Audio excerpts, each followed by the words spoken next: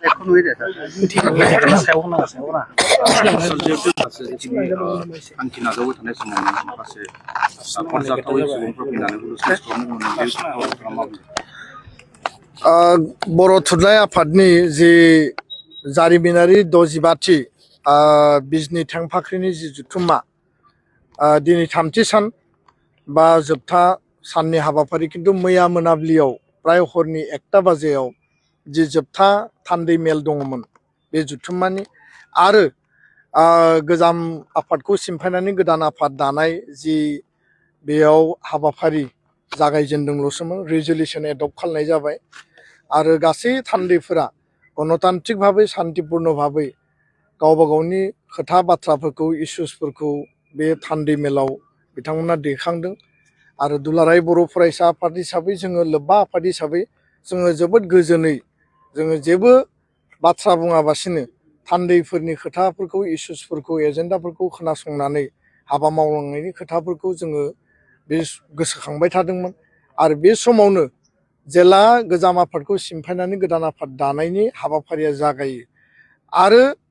बिबान सायख'लायनायनि हाबाफारियाबो प्राय मोनसे पर्यायाव जोबहां थासारिसिम सहैबायमोन नाथाय बे समावनो अन्याय भाबै आरो मोनसे हिंसानि परिबेस परिस्थिति लानानै गोबां बेबायदि जायफोरनि गोदोनायाव कुनु डेलिगेट बेस गैया कुनु अबजार्भार्सनि बेस गैया कुनु आरसिनि बेस गैया जर जुलुमै माने बोलो बाहायनानै बे डेलिगेट हाउसखौ घेराव खालामनानै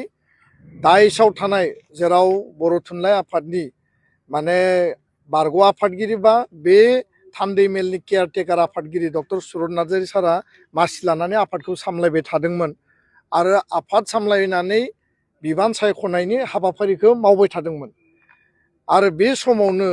दाइसआव गोबां गेदेमा सुबुंफोर दङमोन दैदेनगिरिफोर दङमोन जर जुलुमै मोननै माइक्र'फनखौ बोखांनानै लानानै थाङो आरो सिङाव प्राय 100-150 जनसो माने फेग्लुंनाय बे माखासे सन्देहजनक व्यक्तिफ्रा माने इनाय आरो अनागारि गोसो लानानै हिंसानि गोसो लानानै दुम दाखाल खालामो दावराव दावसि खालामो आरो धमकी होयो जे माने बे थान्दै मेलखौ बन्द खालामनांगौ आरो बिथांमोना मा उद्देश्य दङ जों मिथिया किन्तु कुनु खोथा गैया बाथ्रा गैया कारण बे बर' थुनलाइ आफादनि पबित्र मोनसे थान्दै मेल आरो बे पबित्र थान्दै मेलाव गासै जिल्ला आफादफोरा साफा साफायै CEC मेम्बार दैथायहरदों आरो जायफोरखौ CEC दैथायहरदों बिथांमोनखौनो जिल्ला आफादफ्रा सायख'दों बासिदों लोब्बा आफादफ्राथ' कुनु बेयाव रल आरो रेसपन्सिबिलिटिखौनो लायाखै साहित्य सभानि जिल्ला आफादफ्रानो गावबा गाव सायख'नायनि हाबाफारिखौ मावबाय थादों आरो गणतान्त्रिक भाबै शान्तिपूर्ण भाबै जुक्तिखौ होलायनानै हाबाफारिया आवगायगासिनो दंमोन दा बेखायनो सोरनि मा मेन्टेलिटि दङ आरो सोर बेखौ उदखारि खालामनो नागिरदों सोर इनाय अनागारि खालामनो नागिरदों दुम दाखाल खालामनो नागिरदों दादागिरि गुन्दागिरि खालामनानै बर' थुनलाइ आफाद बायदि मोनसे पबित्र अनुस्थान माहारिनि गोथार आफाद जातीय आफाद 65 बोसोर आगान सुरनानै दिनै 80 सिडुलाव जोंनि रावखौ थिसननो हानाय साहित्य एकाडेमि मोननो हानाय इसिबां महान जोङो थुनलाइ सृष्टि खालामबाय बेबायदि जुथुमायाव जि दुम दाखाल खालामबाय बे थारैनो दुखुनांथाव लाजिथाव आरो बे जाथायखौ जों गोख्रों रावजों दुलाराय बर' फरायसा आफादा जोङो बर' माहारिनि जानानै सोंखारि आरो बेबायदि जाथाया बर' हारिखौ लाजि फोनाङो बर' थुनलाइ आफादखौ लाजि फोनाङो आरो बिनि गेजेरजों जोंनि थुनलाइनि जोंनि आफादनि बर' थुनलाइ आफादनि बर' माहारिनि जि मान मर्यादाया गुबुननि नोजोराव बा मुलुगनां थासारियाव गुबुननि थासारियाव जोङो लाजिथावना मोनसे मोखां देखायनो हायै मोनसे थासारिखौ लाबोयो आरो बेयाव रावबो थुनलाइ आफादनि सोद्रोमा व्यक्तिया बा बेयाव लोब्बा आफादनि सोद्रोमा व्यक्तिया बा बेयाव आरसि आरो डेलिगेट जानानै फैनाय अबजार्भार जानानै फैनाय व्यक्तिया बेयाव इनभल्भ गैया बे टटेलि बाहेरनिफ्राय डिजाइन खालामनानै फैनाय मोनसे आक्रमणमोन मोनसे थासारिमोन आरो मा उद्देश्यजों खालामदों मानो खालामदों बे खोथायानो दिनै साननो गोनां खारन थांनाय 6 बोसोराव बर' थुनलाइ आफादनि जुथुमायाव जों बेबायदि थासारिखौ नुबोफेराखैमोन थांनाय समाव जादों गुलि गावग्लुंनाय जादोंमोन दतमायाव गुबुन गुबुन थासारियाव आरो दिनै फिन खेबसेबाव बेबायदि हिंसानि थासारिखौ लाबोफिननो नागिरनाया जोबोद दुखुनांथाव आरो बेयो माने जों गोख्रों रावजों सोंखारियो जोङो बर' थुनलाइ आफादखौ खौसेयै जोङो बयबो गसंथानानै बेखौ रैखाथि होनांगोन बे जोंनि माहारिनि पबित्र मोनसे अनुस्थान आरो बे अनुस्थाननि गेजेरजों बर' हारि थांना थानायनि थामोनथा रैखाथिनि सिमांखौ जों नुदों आरो बेखायनो जों बेखौ रैखाथि होनानै खौसे गसंथानानै उननि समाव जों हाबा मावलांनांगोन होननानै आं बेखौनो खावलायो आरो बे जाथायाव जोङो जोबोद दुखु मोनदों आरो बे जाथायजों जायफोरा लोब्बा दङ माने बेयाव गोबाङानो बुंदों जे बे व्यक्तिफोरा जायफोरा बेयाव मोखां खाथेनानै हाबफैदों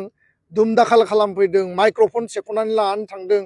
आरो बाहेरायाव माने बुलाय सुलाय खालामहैदों दाबि धमखि होदों 100-150 जन हाबनानै बे गोबां व्यक्तिखौनो बे थान्दै मेलाव थानाय थान्दैफोरा सिनायो होननानै बुंदों आरो सोर खालामदों मानो खालामदों बबेनिफ्राय खालामफैदों बेखौ रावबो मिथियै गैया बेखौ बुंलायनांगौनि खोथा गैया दा बियो माहारिनि थाखाय मोनसे लाजिथाव थासारि जाबाय आरो बे थासारिफोरखौ हारिया माने जोङो माने जुजिनांगोन आरो बे थासारिखौ जोङो गैया खालामनानै गोजोन आरो सान्थिनि माने गणतान्त्रिक मोनसे समाज दानाया जों बयनिबो बिबान गोजोन्थों राजखान्थियारि आखाइ दं होनना सानो नामा ना बेयाव राजखान्थियारि आखाइ दङ ना गैया बेखौ थान्दै मेलनि थान्दै बिथांमोना फ्राय 1600सो थान्दै आरो अबजारभार बेयाव दङमोन जिहेतु बेयाव बडि फर्मेशननि मोनसे प्रसेस सोलिबाय थादोंमोन बेयाव गासिबो जेनेरेल डेलिगेट हिसाबै बेयाव दङमोन आरो बयबो नुदों बेयाव जे मानो खालामफैखो सोर खालामखो बबेनिफ्राय फैखो आरो घटना जाखांनानै दोलो दोलो बहा थांखो आं रावखौबो बुंनो नागिराखै आरो बेखायनो बेबायदि परिबेस परिस्थितिया थुनलाइ आफादनि जथुमाखौ माने दखल खालामनाय आक्रमण खालामनाय दुम-दाखाल खालामनाय हिंसानि परिबेस लाबोनाया माने मा माने बुजायनो नागिरदों आरो माबायदि हारि दानो नागिरदों जे जोंनि हारिया इसिबां गोलाव संग्रामनि गेजेरजों फैनानै जोंनि आफादफोरा इसिबां स्ट्रागलनि गेजेरजों फैनानै दिनैबो जों बेखौसो सोलोंदों बेखौसो दिन्थिदों आरो बिनि गेजेरजोंसो थुनलाइ आफादखौ आवगायलांहोनो नागिरदों बा थुनलाइ आफादखौ बबेबा पइन्टआव दोननानै बेबायदिसो डिक्टेट खालामनानै लांनो नागिरदों बेसो जोंहा दिनै साननो गोनां बाथ्राया आरो बर' रायजो राजाया बेफोर खोथाखौ साननानै थार बिजिरगोन होननानै आङो मिजिंथिबाय गोजोन्थों